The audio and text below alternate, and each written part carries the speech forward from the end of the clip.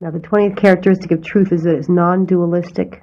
Everything comes about by virtue of potentiality becoming actuality when the propensities are there, when conditions are right. You see the emergence of potential being realized coming into actuality.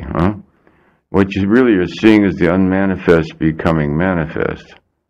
What you're really seeing is the unfolding of creation. And the 21st characteristic is that truth is tranquility and peace.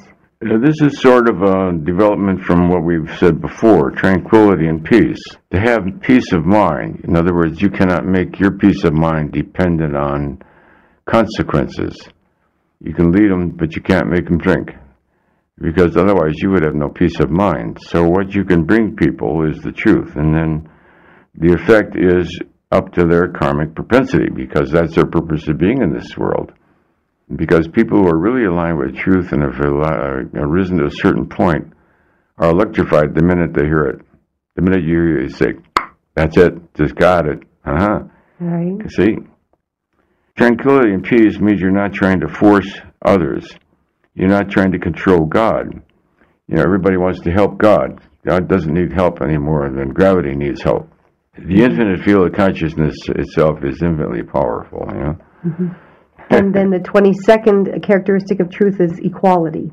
Yes, because this is exhibiting that because if you like chocolate, you don't have to vilify vanilla. Mm-hmm.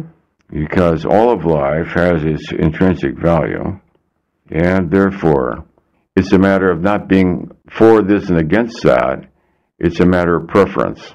So you can prefer chocolate over vanilla. That doesn't mean you have to be anti-vanilla. You see, the vociferous politics of this, near the end of 2004, was so emotionally disturbing. They just didn't say, I prefer this candidate because, and then tell you the wonderful things about the candidate. Mm-hmm. Now, they had to vilify the other one. Mm-hmm. And the vilifiers, I think, tend to win votes for the other side.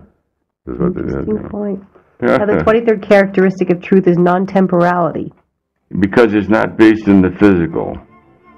And the basic truth of all this is that life is not subject to death.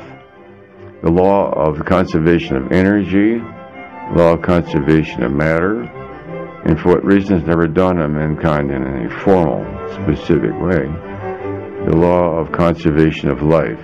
Life cannot be destroyed, it can only change form.